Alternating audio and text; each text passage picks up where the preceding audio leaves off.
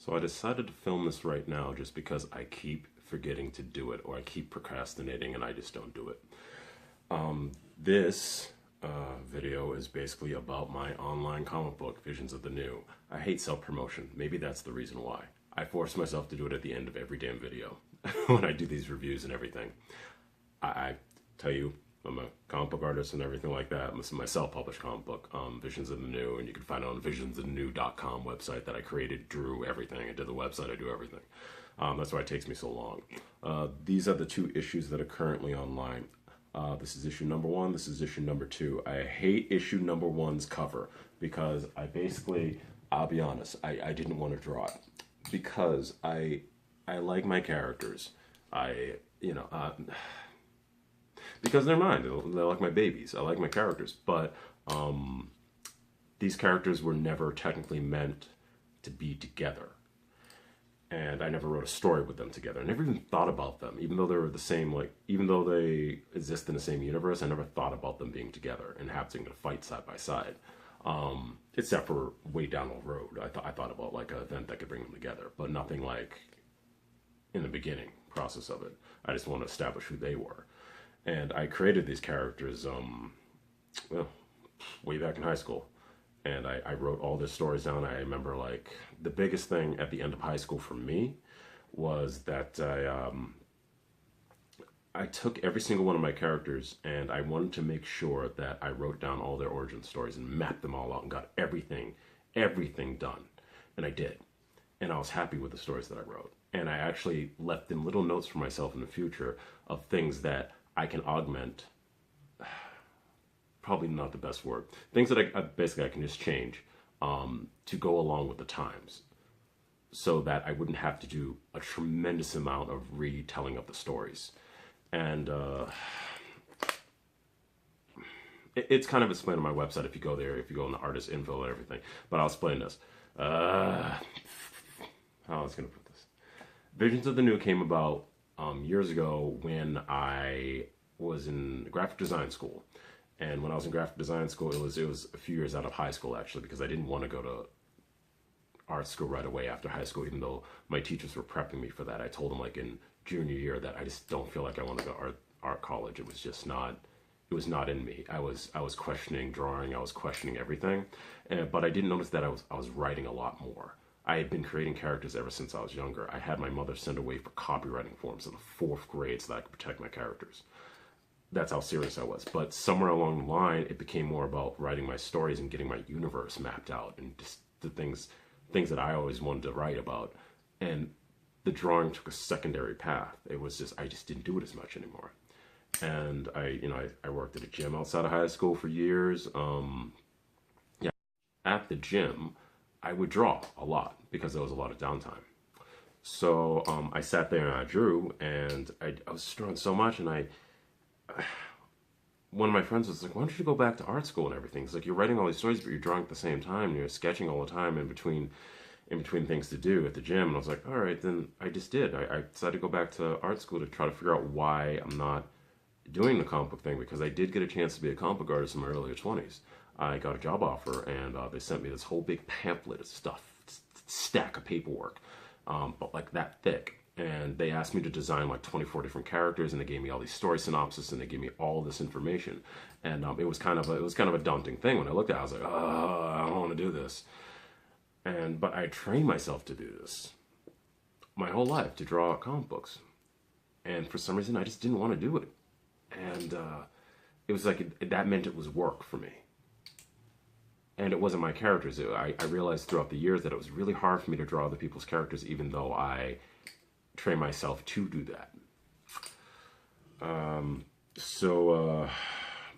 When I was given a story, I couldn't draw it. I would draw like a hand one day, then draw a foot the next day, and blah, blah, blah. It was a long process, and I knew I didn't get the job because I was way past the deadline. But I wanted to finish it, and I finished out the 7 pages that they wanted me to do as a sample. And of course, they never contacted me back because it was months later. I just did it just to do it. And I was wondering why I let a chance like that slip through my fingers. That could have been my way into the comic book world. And was the final thing that made me decide to go back to art school, well, to go to art college. And I did for about 2 years. And it's supposed to be an associate degree anyhow, but I had to stretch it out. I never got my degree. I wound up dropping out and moving out to wonderful Las Vegas. That's why I'm sweaty all the time here. Before I left graphic design school, by the way, it rekindled and made me realize what I didn't realize before, which was that I really just wanted to do my own characters. I really wanted to explore my own worlds. It was really hard for me to draw other people's characters. I always put it this way. I love Superman to death. I don't want to draw him. It's just not in me. I wish it was. I wish I could be like that. I can't. I wish I could be that artist, and because those artists are successful and everything, I just can't do it. So before coming out to Las Vegas from the East Coast, right before leaving school, I remember there was a project I had to do in graphic design class, and they wanted me to design, create, write down, jot out everything for a brand new character, like create a new character. And I was like, wait, I don't want to do this. I've created so many characters. My whole universe is mapped out, like every inch of it, everything that I want to do. And I was like, well, I don't want to create another character. I can't like give him an old character, so what am I supposed to do? And what I did was I took a character called Jacob Knight. Jacob Knight was always in my head. Ever since I was little, whenever I would imagine myself as a superhero, I called him Jacob Knight. And so I decided to make Jacob Knight the subject for my graphic design class. And I think I'll actually start with Jacob Knight first. For centuries, the forces of darkness have been held at bay by a powerful mystical item. But now the power of that item has disappeared. The creatures of the night are free to roam the planet without restraint. Vampires, demons, witches, werewolves, and many other supernatural creatures are now among us. What they don't know is that power they've once feared is still present, but that power is now in a teenage boy named Jacob Knight. Because Jacob embodies these powers, he must prevent evil from taking over and maintaining a balance. Jacob has become one of the most powerful weapons against these horrors. His strength, speed, and durability have all been increased beyond supernatural levels. Any object he places in his hand can be used as a weapon, and a direct mystical attack cannot harm him. With every passing day, Jacob Knight seems to just grow stronger. Possessing the ability to fly, enhanced strength, durability, and the power to absorb almost any type of energy and release it into devastating blasts, Stratosphere Blue is Tri-City's newest resident superhero. When he was just a boy, Stratosphere was caught in a freak accident that destroyed over 2 city blocks. It killed hundreds of people, but left him unharmed and the sole survivor. It was in his adolescent years where his powers began to emerge. Not knowing who to tell or what to do with them, he kept it a secret. It was until his college years where he had decided to use his gifts to help others, and, for the thrill of it, soon after he decided to reveal himself to the world as Stratosphere Blue. The sooner he found out that it wasn't going to just be fun and games. Other than the threats he has faced on a daily basis, he has to juggle his home and academic life as well. He will soon discover that the origin of his powers is not all that it seems, and in the wake of the devastation that gave him his gifts will come an enemy that he could never imagine possible. She hid her powers for years and tried to live a normal life. Becoming a respectable part of the community, she decided to serve as a law enforcement officer, with a partner that became even more than a friend. She patrolled the streets of Tri-City, keeping it safe. But one night changed her world forever, when someone from her past came in and destroyed everything she'd worked so hard to build. This left her lost, weak, and a feeling of great responsibility for what she ignored all of these years. Now she owns the person that she has suppressed. She will stop at nothing to correct what she allowed to happen, donning a new identity as the defender known as Capacity. With her incredible strength, ability to fly, and near invulnerability, Capacity will protect her city and the world in a new way, even if it means going above the law in order to do it. Is he human? Is he a machine? Or is he something completely different altogether? Teenager Frank Gant has been thrown into a world of mystery that revolves around him. When he begins to produce a multitude of superhuman powers, it catches the attention of all the wrong people.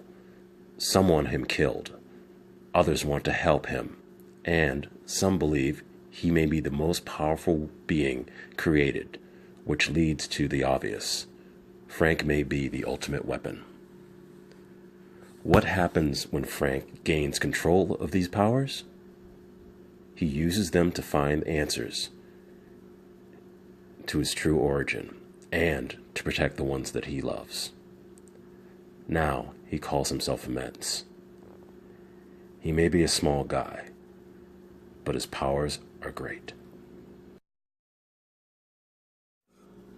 Lightlord, the Solar Warrior, arrives on Earth seeking temporary refuge from an incredible evil. Two beings of great power that can literally obliterate worlds pursue him. They have one mission, which is to end the Lightlord's existence. While on our planet, Lightlord finds it oddly familiar.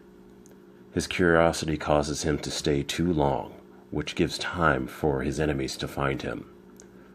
Not wanting a possible battle to threaten our world, he tries to flee, but shortly realizes that it's too late.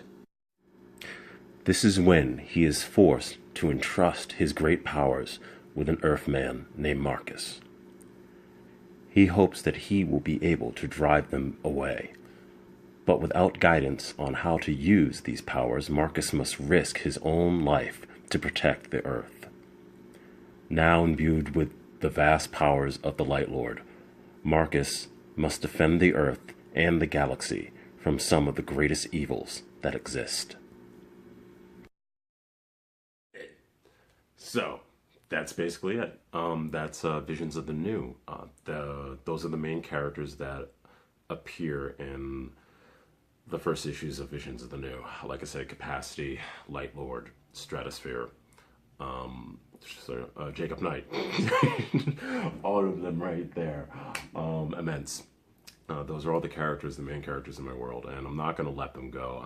I've changed things about the progression of the story to suit what I want to do with it. And it's making me more happy, and it makes me want to draw, and it makes me want to continue this. And I hope that you check out my website. I'd greatly appreciate it if you give it a shot. If you like the characters, great. I'll be working on them. And I will be pumping out that third issue, which is basically done. I'm just doing a lot of because like I said, I do everything right now. I'm still in the process of coloring, and I added a few more pages to add to the plot, to add to the story a little bit, because there was something I felt that was a little bit missing. And it will be released, and it will actually, you'll be able to view it on my site for free for a bit. And but if you want to download it for a PDF, obviously I have to charge for that because, well, it's a PDF and you gotta pay for that. And hopefully I'll get on Comicology eventually. But I'm not working too hard towards that. I just want to get it out there, period, so that people see it. I just want people to see my characters because, like I said, I worked hard on them ever since high school, and I just always wanted the world to see them, and they mean a lot to me. So if you want to check out Visions of the New, visionsofthenew.com, you can see my online comic book there. And the second issue, which I was more proud of, which is on that site, I just want to bring it out again. I was more proud of this cover because, like, you know, like I spent a little bit more time drawing this cover. And you already saw the redo for the first issue cover, which I'm going to upload on there so that you don't have to buy the crappy cover. So I don't do a variant cover or anything like that. It's just going to be that damn cover because I'm proud of that cover. Visions of the New, visionsofthenew.com. My name is Michael S Garner. Hopefully, if you want to check out any of my other videos, just subscribe down below to get updates and everything like that when I release a new video, talking about other things like TV shows, which are just my favorite thing, you know, comic book related TV shows and stuff like that. Especially at Supergirl. I got the Supergirl property thing going on. I'm going to do a Legion one pretty soon because I'm liking it, not as much as other people are liking it. I think I like the first episode more than all the other ones, but I'll go into that later. So I hope everybody has a great night, and until next time.